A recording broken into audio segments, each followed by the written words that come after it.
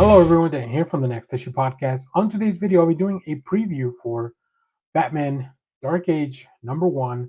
This is a new book from DC Comics. Let's take a look at the creative team before we get into this book. This book is written by Mark Russell with art by Michael Allred, colors by Laura Allred, letters by Dave Sharp. And if this team seems familiar and this motif seems familiar, of course it is the Eisner nominated Superman Space Age team back to take on the Dark Knight. Meet Bruce Wayne, Gotham's favorite delinquent son, in an origin story like no other. Witness the boy who became the Dark Knight, shaped by a city in turmoil as it marches towards its prophesied doom. Set against the backdrop of actual historical events, Gotham comes to life, filled with the iconic characters we've come to love and hated with Batman over the years, like you've never seen them before. Spinning out of the Eisner-nominated Superman Space Age, Mark Russell and Mike Allred return to give the audiences a look at Batman as the American figure history fighting for justice in a world that's gone mad.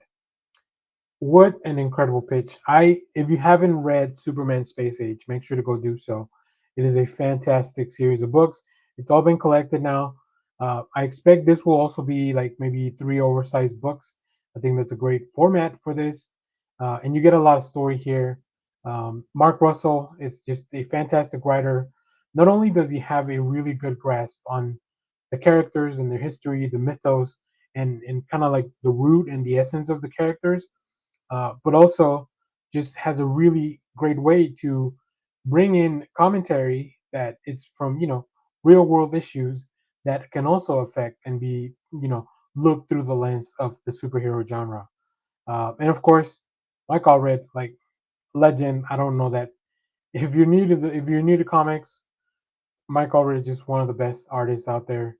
And every time you get to see some of his work, especially when he works with Laura Allred on colors, like they just have such great chemistry. It is fantastic to see. So let's go take a look at some preview art real quick because I think people are really gonna enjoy this.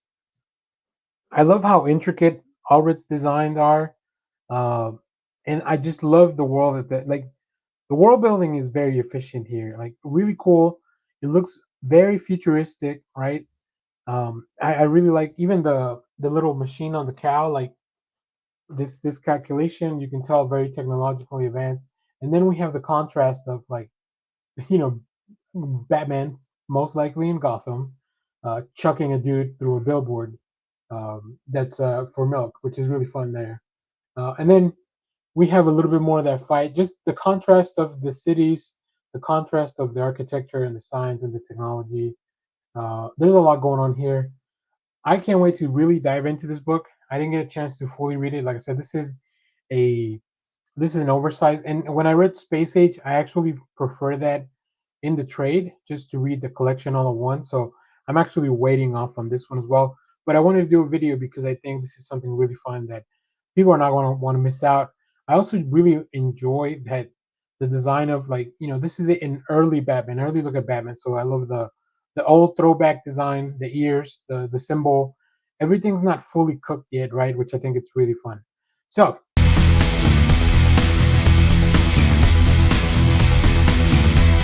hello, everyone. Dan here from the Next Issue Podcast. On today's video, I'll be doing a review for Amazon's Attack #6. This is the last issue of this miniseries. So let's go take a look at the creative team for this book. I've really been enjoying this book. We're getting a lot of revelations in this issue. So this issue is written by Josie Campbell with art by Vasco Georgiev, Alex Kumar is on colors, letters by Becca Carey. Very interesting stuff. In this issue, back to the beginning, the Amazons revisit their roots only to discover a dangerous stone in their history left unturned. What lies in the ruins of our heroes find themselves lost. Will they discover the real culprit behind the attacks and save their people? Find out in this epic finale where the forces of harmony and discord clash. Um, this is very exciting stuff. I really have been loving this series. It started out as a companion piece to the Wonder Woman book, but now it's really moved. It evolved very organically into its own thing. So that was really cool to see. Um, I love the writing of these characters. It's amazing to kind of check out like all the different Amazons. It's really cool to check in on what is everyone else doing while Wonder Woman's dealing with her own stuff, right? Then we also know that some of the other Amazons are kind of now helping Wonder Woman. Go check out that series because it's really well done as well.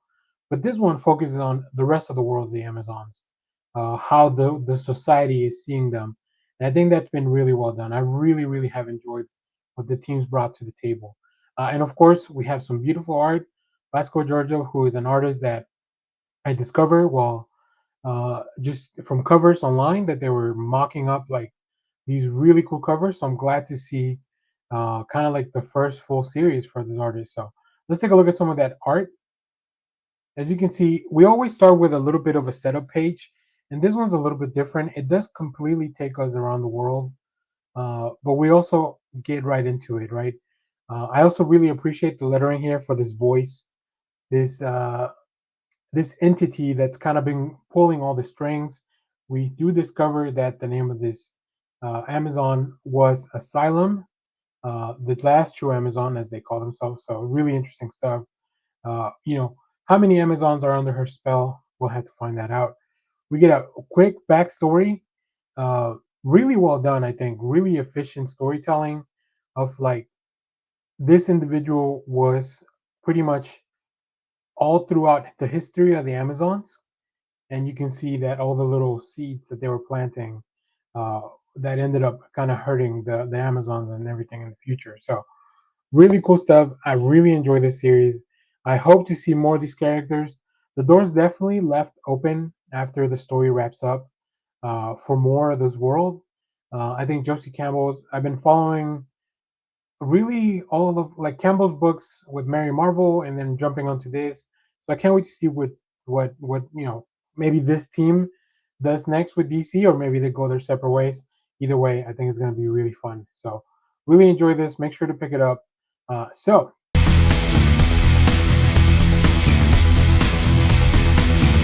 hello everyone, Dane here from the Next Issue Podcast. On today's video, I'm going to be doing a preview for DC's April special. This is oh god. In this issue, we're all about the apes. So let's talk about the issue, then we'll get into the creative team, talk about all that. In this issue, get ready to go bananas in DC's Ape Ick Adventure. So many ape puns. This is an absurd amount of bad ape puns. Please be Abe Vice. It is so difficult to read all these puns. Gorilla Grodd, recent incarceration in the pages of The Flash, has left a void that Monsieur Mala is more than happy to fill. Assembling a group of DCU's most sinister simians, Mala forms the Legion of Do. No, I'm not making the animal noises. With an eye towards the world dominion. But the world won't be conquered that easily. Enter the All Ape Jungle League.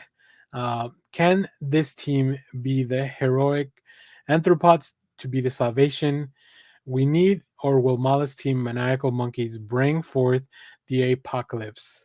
Get ready to go bananas as we honor DC's storied history with mankind's closest relatives in this epic adventure. It's gonna be orangutastic, so heat up the cappuccino. Oh boy. Uh, Prepare a batch of chocolate chimp cookies and get ready to read one comic book this year that is guaranteed to make you go ape. Uh, you know, I'm gonna say kudos to whoever wrote that over at DC, the marketing team, whoever puts these together. Fantastic job. Like I love it. They're all bad ape puns, but the fact that there's enough ape characters in DC to make an April special, it's definitely bananas. So all right, let's talk about what kind of what kind of individual would want to get into this. Let's talk about the creative team here. We have a few little parts of the story here. So we have Plan of the Apes by John Layman with Carl Mercer on art, David Barron on colors. Letters by Tom Napolitano. We also have Detective Chimp in a story called Detour with Joshua Hale Felkov, uh, with pencils by Phil Hester Eric Gapster on inks, D. Cunniffe on colors, letters by Clarence Cowles. And then we also have The Monkey Prince in Call to Arms by Jane Liu Yang, with art by Bernard Chang, Marcelo Mayolo on colors, letters by Janice Chang.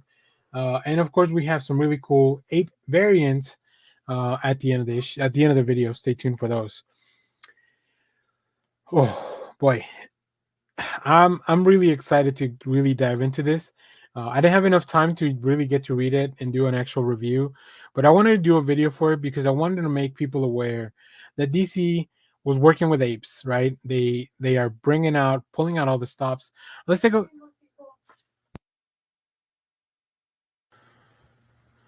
All right, so let's take a look at some of the preview art so you can see some of the apes that will be involved in this story. And DC is very good at letting you know who the heck is everyone. So of course we have Gorilla Grodd, who's incarcerated. Go check out the Flash for more details about that. We have Monsieur Mala. We also have a Silverback, Ultra Humanite, Jack Napes, and of course Titano. Uh, Different villains from different strokes. We also get the introduction to the Monkey Nomicon, which is what is this? The Book of the Dead for monkeys. Um, I don't know. It is insane stuff. I can't believe they're letting DC get away with this, but I love it. Also, the variant covers at the. I usually show these at the end of the issue, but I want to talk about them because we have this homage from the Monkey Prince to the Crisis cover with Supergirl. I love it. I love it, and I'm sure the Detective Chimp. I'm sure that's also an homage cover or something. You also kind of see like Barrel of Monkeys style stuff, right? They're kind of all holding hands. So really fun stuff. I don't know. I think this is just a book that's there for fun. I love collecting these because you get a little bit of I love the anthologies that DC's been putting out. So yeah, I'm really hoping to really get into this one. I'll probably talk more about it on our next live or something. So stay tuned for that. So if you have read this issue, let me know what you thought about it down in the comments. Let me know if it actually made you feel bananas. One of the covers has a rub and smell sticker. And if they have it at the shop, I'm gonna buy it because I need to know if they actually put a little scratch and sniff banana peel on it. So as always, thank you for watching, everyone. Remember to share, like, subscribe, hit the bell so you know when we go live. That is most Saturdays, 10 a.m. Central Standard Time. Stay tuned. We have more comic reviews, trailer reactions, TV recaps, all that fun stuff here on the channel. Thanks for watching, everyone. Bye bye.